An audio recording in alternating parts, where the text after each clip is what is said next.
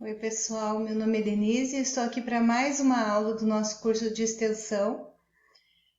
Aula número 10. Nós vamos estudar hoje o capítulo 8 do livro de Eclesiastes. Nós vamos estar estudando versículo por versículo. Vamos começar então?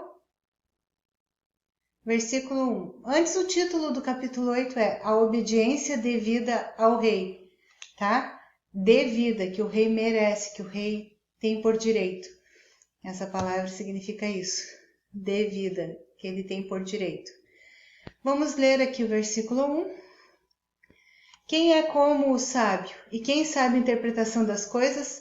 A sabedoria do homem faz brilhar o seu rosto e a dureza do seu rosto se muda. O que significa? A expressão faz brilhar o rosto traduz a imagem da pessoa estável.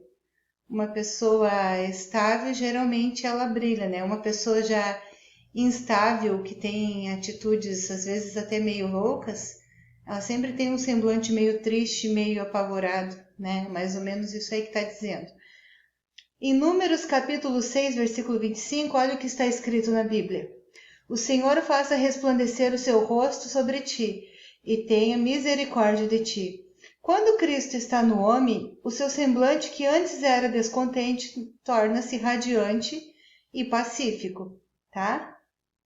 Vamos para o versículo 2 e 3. Eu digo, observa o mandamento do rei e isso em consideração para com o juramento de Deus. Versículo 3.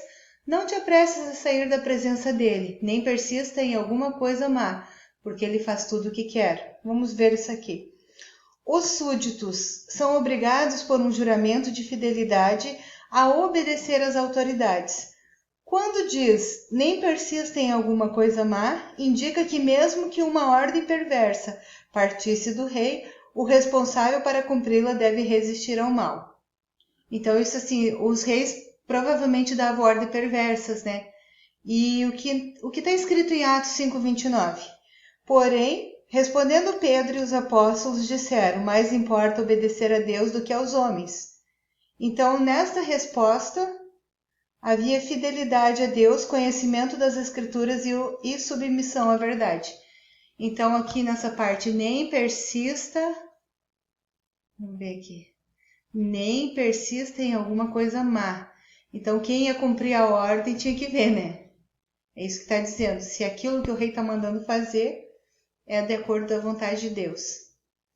Vamos ver aqui. Também no sentido espiritual, esse rei é Jesus, o qual devemos nossa obediência. Aí se tratando do rei Jesus, a obediência total, né? Porque Jesus jamais vai nos mandar fazer algo errado.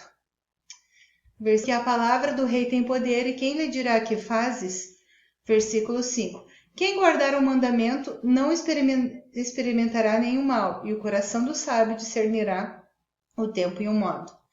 Então, aqui no sentido espiritual, Deus não responde as perguntas do presunçoso e orgulhoso. Mesmo assim, ele responde as perguntas de um coração quebrantado, contrito e buscador. Isaías capítulo 66, versículo 2 está escrito: Porque quanto a todas estas coisas a minha mão as fez, e assim existem todas estas coisas, diz o Senhor. Mas para este homem olharei, ou seja, ao que é pobre e contrito de espírito e que treme da minha palavra. Aqui no versículo que eu li fala pobre e contrito de espírito, tá? Não é pobre no sentido do status da pessoa, tá? Se ela é pobre ou rica. Mas aqui tá falando do espírito pobre e contrito, é o homem. O homem que treme da palavra é aquele que o Senhor olha. A expressão do versículo 4, aqui no final, ó, que fazes, tá? Também é uma pergunta retórica. O que é uma pergunta retórica? Que não há necessidade de resposta. Então, o que fazes refere-se quem poderia negar-se a fazer o que o rei está ordenando? Agora, sobre um comentário do versículo 5, o cristão sabe que haverá um dia de julgamento, mas não sente terror, porque ele sabe que tudo entregou ao rei. Vamos para o versículo 6. Porque para todo propósito há tempo e modo, porquanto o mal do homem é grande sobre ele. Versículo 7. Porque não sabe o que há de suceder, e como haja de suceder, quem lhe dará a entender? A expressão o tempo todo e o modo, o tempo, no versículo 6. O tempo, aqui ó, tempo e modo. Do versículo 6, significa a época apropriada para o julgamento. Deus julgará todos, toda questão, até mesmo o julgamento tem sua hora certa. Eclesiastes capítulo 12, versículo 14, porque Deus trará toda obra a julgamento, qual se fará sobre tudo o que está oculto, quer seja bom, quer seja má. Bom, vamos ver o comentário aqui. A miséria do homem é a culpa do pecado não perdoado. A miséria só pode ser aplacada ou contida na cruz de Cristo. Só Jesus pode mudar a história do homem. Vamos ver o versículo 8. Nenhum homem há que tenha domínio sobre o seu espírito, para reter o espírito. Nem tem poder sobre o dia da morte. Nem há armas nessa peleja. Nem tampouco a impiedade livrará os ímpios. Antes de comentar o que eu escrevi, vocês viram aqui que está escrito nem tem poder sobre o dia da morte? Às vezes, quando eu prego na igreja, ou qualquer, seja num vídeo aqui para esse canal ou na igreja, eu sempre falo que o homem não tem o poder de decidir o dia que vai morrer, né? A não ser, claro, aqueles que se matam. Aliás, o homem não pode decidir que vai morrer, né? Eu não posso dizer assim, eu decido não morrer. Isso daí a Deus compete, né? Só Deus é que pode decidir o dia que a gente vai morrer. Claro, eu não estou falando das pessoas que decidem tirar suas próprias vidas, mas se alguém decidir não morrer, não existe, só Deus pode. Só Deus pode fazer isso, né? Se Deus decidir que alguém vai continuar vivo, a pessoa continua, mas se Deus decidir que ela vai morrer, ela morre. Então vamos ver aqui o comentário do versículo 8. A impiedade, né? Esse versículo fala aqui, a impiedade no finalzinho aqui, ó. Tá? A impiedade aqui significa um caminho de salvação alheio do caminho de Deus, que é de outro. Então, algumas pessoas que querem se salvar estão no caminho de Deus, mas também estão no outro caminho paralelamente. Muitos pregadores oferecem uma salvação além da Bíblia. Tal impiedade nunca libertará quem confia nela. Então, aqui está dizendo que escolher um caminho alheio ao caminho da salvação prometido por Cristo, então é uma impiedade. E não vai levar para a salvação as pessoas que estão confiando nessa mentira. Versículo 9. Tudo isso vi quando apliquei o meu coração a toda obra que se fez debaixo do sol. Tempo há em que um homem tem domínio sobre outro homem para a desgraça sua. Domínio sobre outros nas coisas de Deus trará prejuízo, tanto para quem domina quanto para quem é dominado. Esta é a doutrina dos nicolaítas. O que é uma doutrina dos nicolaítas? É uma palavra que está escrito lá em Apocalipse 2,15. Assim também tem os que seguem a doutrina dos nicolaítas, o que eu aborreço. A doutrina dos nicolaítas refere-se ao governo eclesiástico e não bíblico, que explorava muito as pessoas. Tá? Versículo 10. Assim também vi os ímpios sepultados, e eis que havia quem fosse a sua sepultura, e os que fizeram bem e saíam do lugar santo, foram esquecidos na cidade. Também isso é vaidade. Então o que diz? Segundo o autor, foi difícil ver que os ímpios ao morrerem foram acompanhados por um cortejo fúnebre da cidade do cemitério, enquanto os justos foram esquecidos. O sucesso dos perversos é logo esquecido. Então o que ele está dizendo assim, ó? Que às vezes uma pessoa é ímpia e toda a vida que ela teve aqui na Terra indica que ela não foi salva, e mesmo assim o Salomão está falando aqui que já viu pessoas assim, ímpias, terem um ofício fúnebre cortejado com muita importância, né?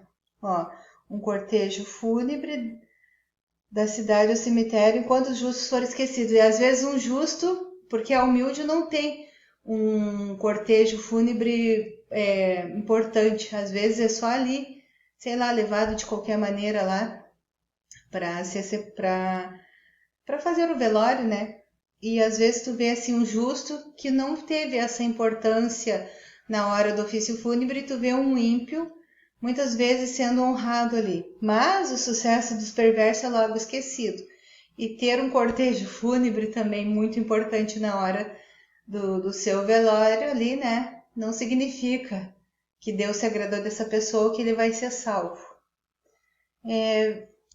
Versículo 11. O pecador não é logo castigado, o justo vê-se muitas vezes em adversidade.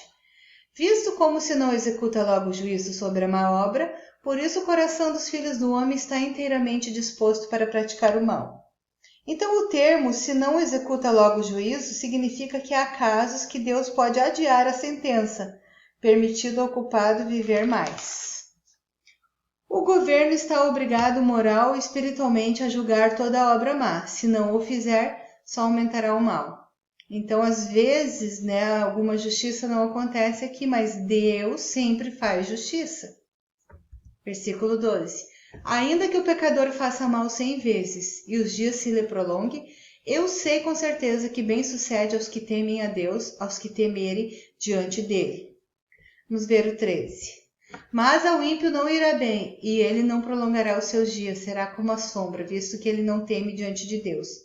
Então aqui no versículo 12 e 13, há um contraste entre o ímpio e o homem que teme a Deus. No Salmo 1 também vemos falar sobre justos e ímpios, tá? Então se vocês lerem com calma, depois vocês vão ver que está comparando o ímpio com o sábio. E todo o Salmo 1 compara o ímpio com o sábio e mostra as vantagens do sábio e do ímpio. Versículo 14. Ainda há outra vaidade que se faz sobre a terra. Há justos a quem sucede segundo as obras dos ímpios, e há ímpios a quem sucede segundo as obras dos justos. Digo que também isso é vaidade. Então, 14. Independentemente de como as coisas pareçam na superfície, a eternidade é para onde as pessoas deveriam olhar. Embora pareça haver injustiças neste mundo, sabemos que Deus está colocando tudo no seu devido lugar. Então, sempre no final de tudo, o que parece injusto, Deus é soberano e diante dos olhos de Deus nada passa. Nada passa porque Deus vê todas as coisas. Versículo 15. Então exaltei eu a alegria, porquanto o homem nenhuma coisa melhor tem debaixo do sol do que comer, beber e alegrar-se, porque isso o acompanhará no seu trabalho, nos dias da sua vida que Deus lhe dá debaixo do sol. Então o argumento e ensino do livro de Eclesiastes é que ir na direção oposta ao Senhor é loucura, porque Deus existe e trará cada ação a juízo. Comer, beber e alegrar-se são atos que o tolo considera como as melhores coisas da vida, sem sequer pensar no Deus vivo. Mas o sábio sabe desfrutar da vida enquanto pensa em Deus e em suas boas dádivas. Dádivas são presentes. Versículo 16. Aplicando eu o meu coração a conhecer a sabedoria e a ver o trabalho que há sobre a terra, pois nem de dia nem de noite vê o homem sono nos seus olhos. Então, alguns estão tão inundados em seus negócios que eles não conseguem ou não podem dormir de noite, o que significa que não há prazer algum em seus negócios. Versículo 17. Então vi toda a obra de Deus, que o homem não pode alcançar, a obra que se faz debaixo do sol. Por mais que trabalhe o homem para buscar, não achará. E ainda que diga o sábio que a virá a conhecer, nem por isso a poderá alcançar. Para entender tudo a respeito de Deus, até o homem mais sábio é incapaz de alcançá-lo. A única e verdadeira coisa que mais tem valor nessa vida é saber se nossa alma está bem com Deus ou não. Salomão compara a obra de Deus com a atividade que transcorre na terra. Portanto, não é surpreendente o fato de que os homens não conseguem compreender os feitos de Deus. Bom, pessoal, esse aí foi o capítulo 8 de Eclesiastes, tá? Vou botar aqui para falar com vocês. Este aqui foi o capítulo 8 de Eclesiastes. Agora falta apenas 4 capítulos, porque o livro de Eclesiastes tem 12 capítulos. E eu convido vocês a participarem das próximas aulas, tá bom? Um beijo para vocês e tchau!